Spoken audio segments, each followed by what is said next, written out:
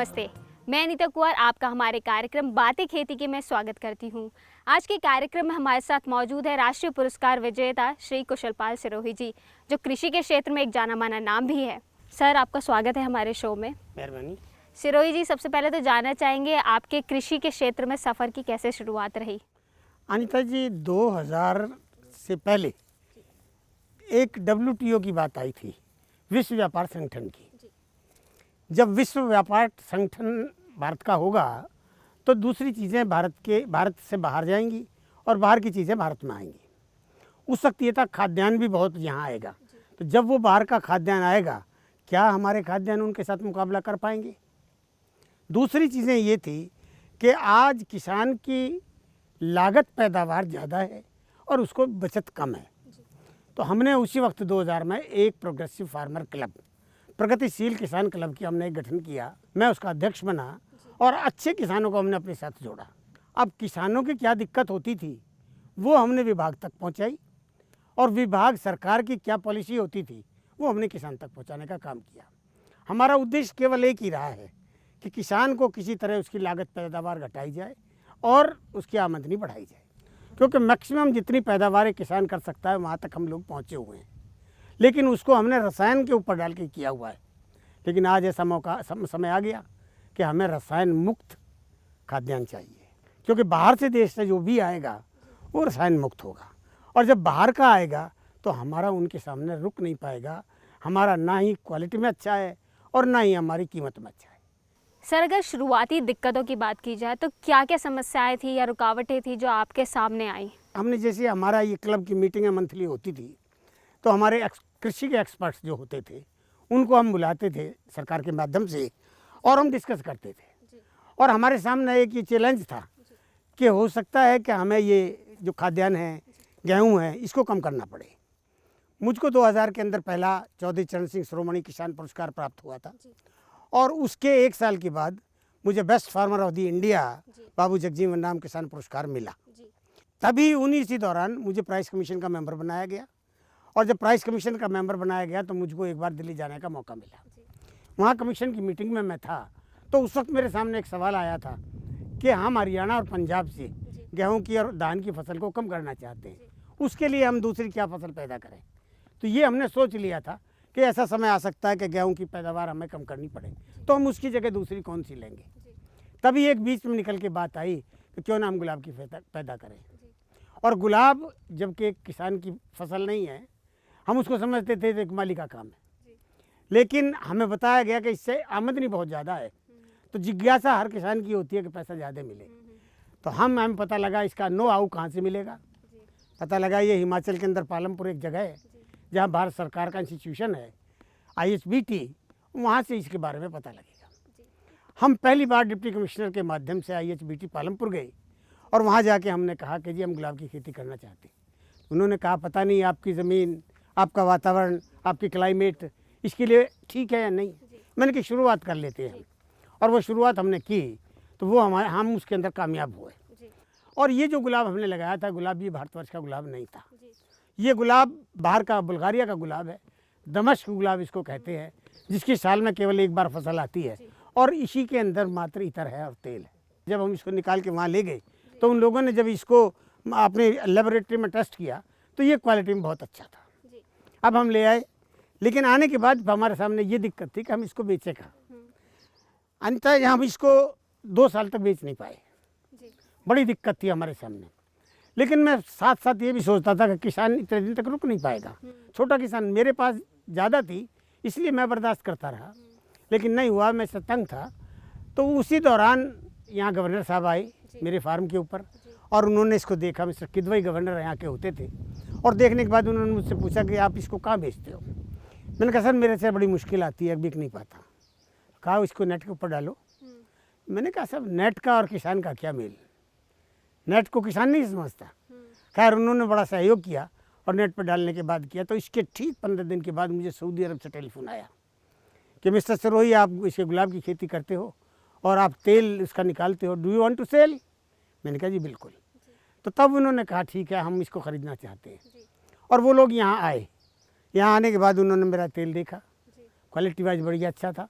तभी उन्होंने मेरे से थोड़ा सा नेगोशिएशन करने के बाद 4 लाख रुपए किलो के हिसाब से उन्होंने मेरे से ख़रीद लिया, क्योंकि इस गुलाब की 14 साल की लाइफ थी, वो पूरी हो गई। उसके बाद फ्लावरिंग कम हुई और मैंने उसके साथ साथ ये अब आप देख रहे हो इधर नया मैंने गुलाब लगाया है, उस गुलाब को मैं रोटेशन में चेंज करता जा रहा हूँ। सर, भारत एक कृषि प्रधान देश है, लेकिन अगर किसानों की समस्याओं की यहाँ बात की जाए तो किस तरह उसका समाधान किया जा सकता है? किसान को एक समस्या नहीं, उसको जब से वो खेती करता है और अंत तक समस्या का सामना करना होता है। किसान की मूलभूत जो ज़रूरत है वो है उसको ज़मीन, बीज और पानी।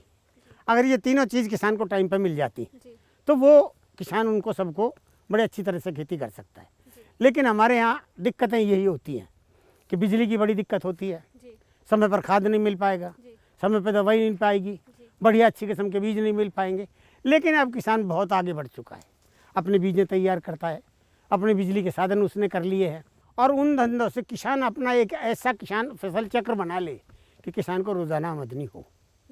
जो हमारी ट्रेडिशनल क्रॉप्स हैं उनसे रोज़ाना आमदनी नहीं हो सकती, लेकिन जो हमारे पुराने बुज़ुर्ग किया करते थे, चाहे वो डेयरी का काम था, चाहे वो सब्ज़ी का काम था, चाहे वो फल का काम था, चाहे वो फूल का काम था, चाहे वो आपके ये जंगली पौधे थे, जो भी होते थे जो किसान कर सकता है वो सब करने पड़ेंगे।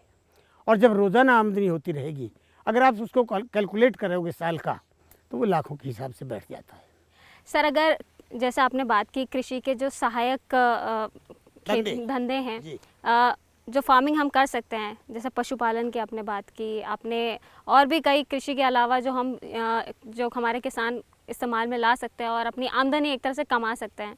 आपके हिसाब से आज के समय में जहाँ पर कहीं ना कहीं पर मिट्टी की समस्या है, कहीं पे हमारी मिट्टी इतनी उपजाऊ नहीं है, कहीं पर पानी की समस्या होती जा रही है, किसान के लिए क्या सबसे बेहतरीन तरीका है कि वो उसका एक सहायक रूप जो किसी और चीज़ में देख सकता है, फार्मिंग के अलावा भी? मैं ये समझता हूँ भारत की सरकार ने भी 2.5 एकड़ ज़मीन वाले को सबसे छोटा किसान माना है।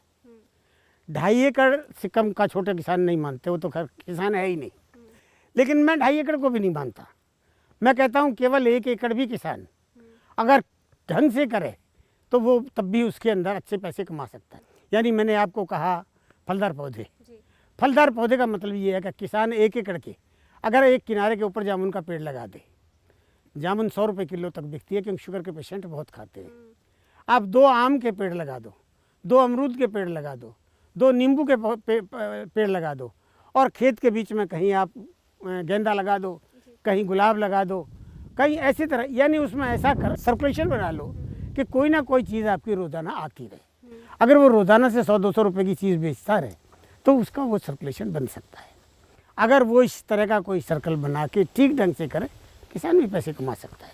सर, अगर शुरुआती सोच की बात की जाए तो किस तरह वो शुरुआती सोच आई सबसे पहले? देखो, मैंने अपना ज़्यादा समय राजनीति में ख़राब किया है। मैं वैसे 30 साल से खेती कर रहा हूँ। मैंने 65 में मेरे फादर की डेथ हो गई थी और उस वक्त मैं पढ़ता था। मैंने अपनी पढ़ाई छोड़ दी और ग्रेजुएशन भी मैंने प्राइवेट की। लेकिन मैं अपनी खेती को संभालने के लिए मैंने खेती शुरू की थी। दिक्कतें बहुत आती थी। ये यहाँ का इलाका काफ़ी फ्लडेड एरिया था, पानी आता था, क्रॉप नहीं होती थी। लेकिन 77 में जब यहाँ जनता गवर्नमेंट आई तो उस वक्त मुझको टिकट मिला एमएलए का, और यहाँ से मैंने अपने पाई हल्के से चुनाव लड़ा। और चुनाव लड़ने के बाद मैं बिजली बोर्ड में रहा, बिजली बोर्ड का मेंबर बना, चेयरमैन बना, और उसके बाद हमने ये सारे साधन कर लिए कि अगर पानी आता तो हम इसको निकाल सकते हैं। पानी निकालने का साधन हो गया, पानी देने का साधन हो गया, बिजली का साधन हो गया, और इनके सारे से करने के बाद हमने बड़ी अच्छी खेती शुरू कर दी। खेती हम हर तरह की करते रहे, लेकिन हमारे पास ये नई किस्में नहीं थी।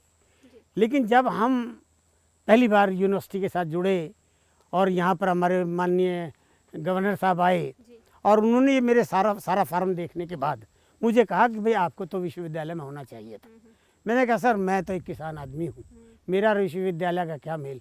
कहने नहीं, आपको विश्वविद्यालय में होना चाहिए। और उन्होंने मुझे ठीक 15 दिन के बाद विश्वविद्यालय चौधरी चरण सिंह कृषि विश्वविद्यालय हिसार, उसका बोर्ड ऑफ मैनेजमेंट का मुझको मेंबर नॉमिनेट कर दिया। सिरोही जी ने हमें बताया किस तरह उन्होंने शुरुआत की अपने सफ़र की। अभी समय है एक छोटे से ब्रेक का। ब्रेक के बाद फिर हाजिर होंगे। अगर हम जैविक पैदा करते हैं, हम कोई केमिकल इस्तेमाल नहीं करते, नेचुरली हमारी पैदावार घटेगी। अगर हम 1 एकड़ से अगर आज हम 50 मन निकालते हैं और जैविक हम बिल्कुल बंद कर दें तो हमारी आमदनी 25 मन रह जाएगी। जब उसकी हम क्वालिटी इम्प्रूव कर रहे हैं, कोई चीज़ कर रहे हैं, तो डेफिनेटली हमें उसकी दाम भी ज़्यादा मिलना चाहिए।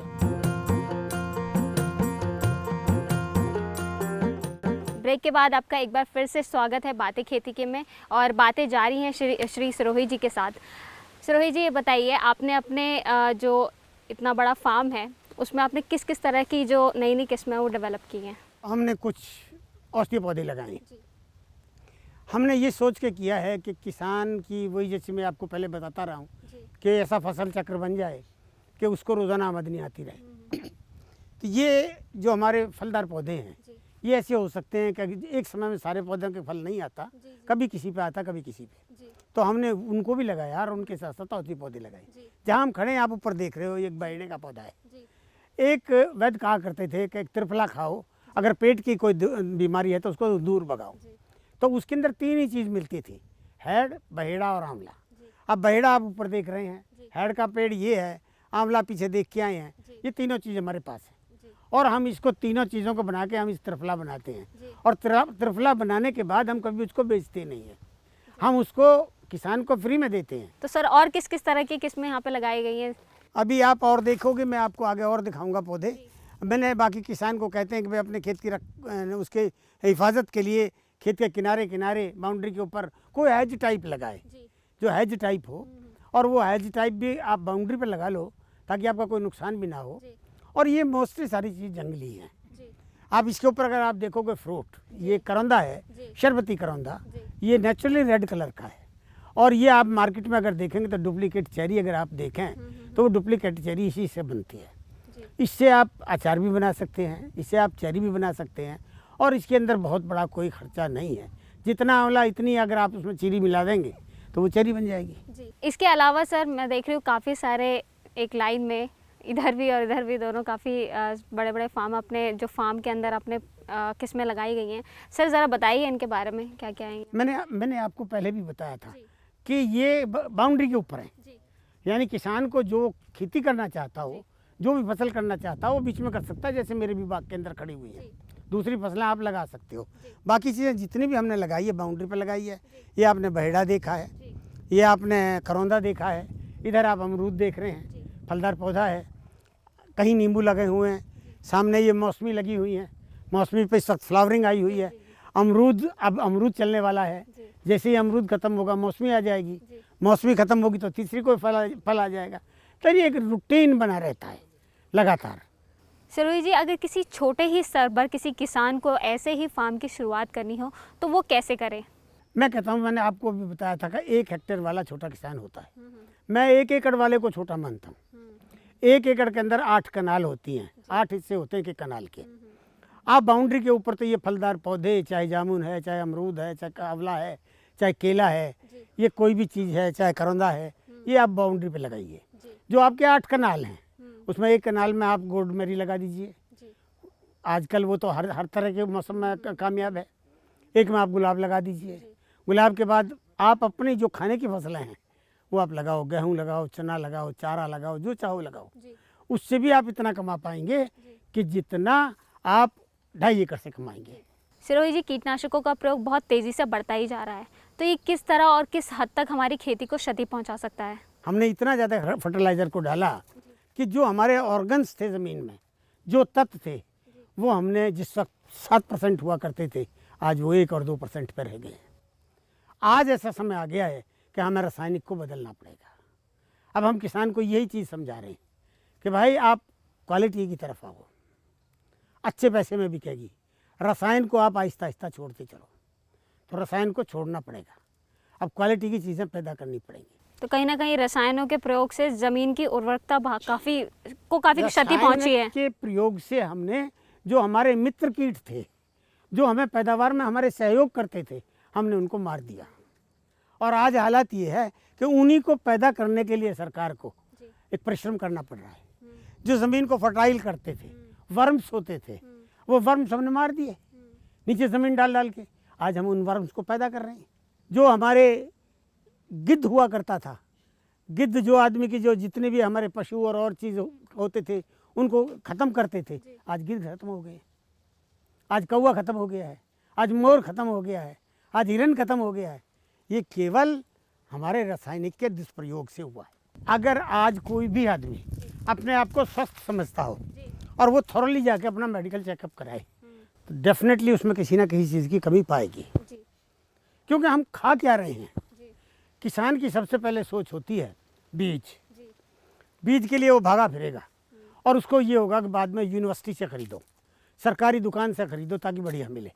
और जब हम बीज लेके आते हैं घर और उसको खोलते हैं थैला तो उसके अंदर से एक स्लिप मिलती है और स्लिप के ऊपर लिखा होता है it is treated with poison, ये दवाई से उपयुक्त लगा हुआ है, इसको आप खाना नहीं। और जब हमारी फसल पक के तैयार हो जाती है, उस फसल को जब हम भंडारण करते हैं तो उसमें हम सल्फात की गोलियां धर देते हैं क्योंकि वो ख़राब ना हो। आप मुझे ये बताइए कि बीजने से लेके और खाने तक हमने 7 बार जहर का इस्तेमाल किया, क्या वो चीज़ आपके खाने के लिए है, आपकी सेहत के लिए अच्छी है? और जैसा हम खाते हैं उसी तरह की चीज़ें हम मवेशी को खिलाते हैं।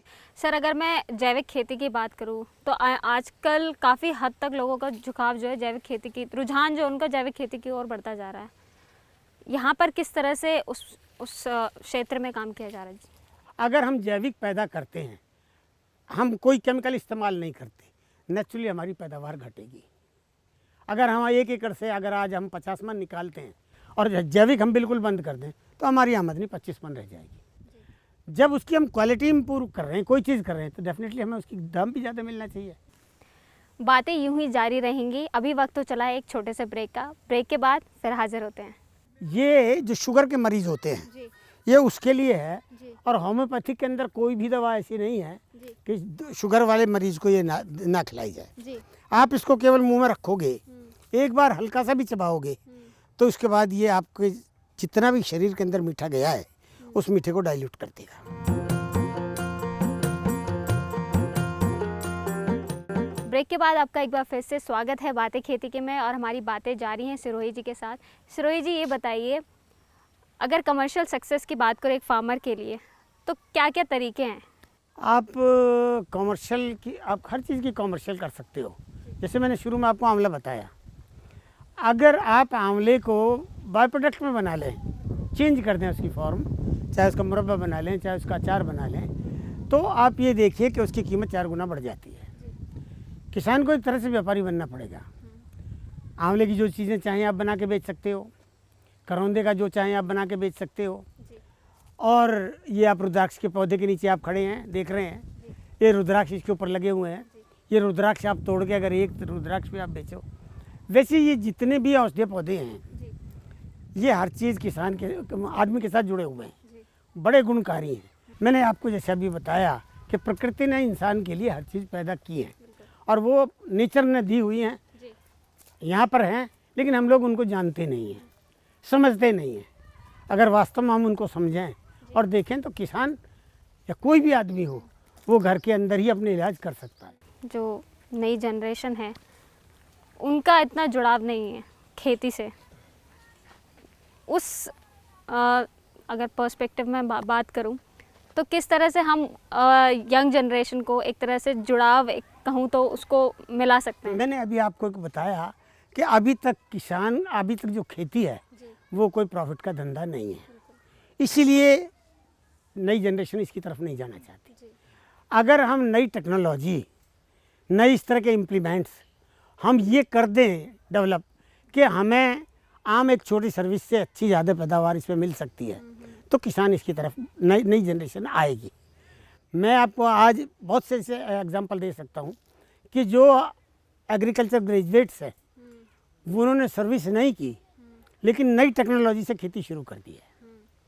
नई टेक्नोलॉजी बहुत अलग अलग तरह की आ गई है, वो पुरानी बातें नहीं रह गई हैं और वो उससे अच्छी कमाई पैसा कमा रहे हैं। बाकी ये ऐसी बात नहीं है कि अब नई आने वाली जनरेशन जो है वो खेती की तरफ आएगी, नई टेक्नोलॉजी के साथ आएगी और अच्छे पैसे इसके अंदर वो कमाएगी। सर, आपने तकनीकों की बात की, आपने किस तरह से जब शुरुआत की थी? आप 14 साल से लगातार हॉर्टिकल्चर के बिज़नेस में हैं। आपने जब शुरुआत की थी तो आपने किस तरह से जो वैज्ञानिक तरीके हैं उनको अपनाया था? जब मैं आंवले का मुरब्बा बनाने लगा तो आप विश्वास नहीं करेंगे, मैंने कई क्विंटल चीनी ख़राब की। क्योंकि मैं उसमें कामयाब नहीं हो पाता था और दिक्कत होती थी कि टेक्नोलॉजी नहीं मिल पाती थी। मैंने यूनिवर्सिटी से ली, दूसरी जगह से ली और आहिस्ते करते करते फिर मैं उसमें कामयाब हुआ। सर, कृषि विश्वविद्यालय लगातार नई तकनीकों के ज़रिए लगातार बदलाव ला रहे हैं और कहीं ना कहीं हमारे किसान भाइयों के लिए काफ़ी मददगार भी साबित हो रहे हैं। क्या कृषि विश्वविद्यालय आपके पैमाने पर खरे उतरे हैं? रिसर्च बहुत ज़रूरी है, क्योंकि जो हमारा पहले सिस्टम होता था, धान हमें पानी में लगाना है, गेहूँ हमारे सूखे में हो जाता है। अब हम अपने जो साइंटिस्ट हैं उनको हम केवल एक ही कहते हैं, और भारत सरकार भी कहती है, पैसा जितना चाहिए आप ले लो और रिसर्च से आप किसान को धान की ऐसी चीज़ें बनाओ कि जो गेहूं की तरह पैदा हो जाए। और उसमें हमारे आज के वैज्ञानिक कामयाब भी हुए। जो हमारी बासमती फसलें हैं, जो जिनको हम सुपर फाइन कहते हैं, वो अब नई टेक्नोलॉजी आ गई है। उसको हम मशीन से बीज सकते हैं, उसको हम सूखे में बो सकते हैं और उससे हम पहले से बहुत अच्छी पैदावार ले सकते हैं। मैं आपको एक चीज़ और दिखाना चाहूँगा। अभी एक ये आप पौधा देख रहे हो, इसको अगर वैसे कही जाए तो ये है मधुनाशनी, और जो आम भाषा में इसको कहते हैं वो कहते हैं गुड़मार बूटी। ये जो शुगर के मरीज़ होते हैं ये उसके लिए है, और होम्योपैथिक के अंदर कोई भी दवा ऐसी नहीं है कि शुगर वाले मरीज़ को ये ना खिलाई जाए। हम इंट्रावेनस इंजेक्शन लगवाते हैं, वो केवल इसलिए लगाते हैं इंट्रावेनस इंजेक्शन कि तुरंत ब्लड में चले जाएँ और जैसे ही ब्लड में जाए उसका असर हो जाए। लेकिन प्रकृति ने ये उससे भी बहुत ज़्यादा तेज़ चीज़ दी है। आप इसको केवल मुंह में रखोगे, एक बार हल्का सा भी चबाओगे तो उसके बाद ये आपके जितना भी शरीर के अंदर मीठा गया है उस मीठे को डाइल्यूट कर देगा। और आप 2-3 घंटे तक आप जितना मीठा खाओगे आपको मीठा लगेगा ही नहीं। आपको ऐसा लगेगा जैसे आप कोई मिट्टी खा रहे हो। और मीठे को छोड़ के बाकी जितनी चीज़ें आप खाओगे उनके टेस्ट सारे सही होंगे। ये भी तो प्रकृति ने ही दिया है। तो ये पौधे सारी चीज़ें अगर आप देखेंगे तो ये किसान के लिए, हर एक के लिए बहुत फ़ायदेमंद है। ये पौधा आप एक देख रहे हो, चरक ऋषि हुए हैं एक, महर्षि चरक। उनके पास कोई स्त्री ऐसी गई जिसको संतान नहीं होती थी, तो उन्होंने कहा कि तुमको मैं एक पौधे का फल देता हूँ, इस फल को आप खाओ तो आपको बच्चा होगा। और उस औरत ने इसका फल खाया और खाने के बाद उसको लड़का हुआ। तो जब लड़का हुआ तो चरक ऋषि ने इस पौधे का नाम रख दिया पुत्र जीवा।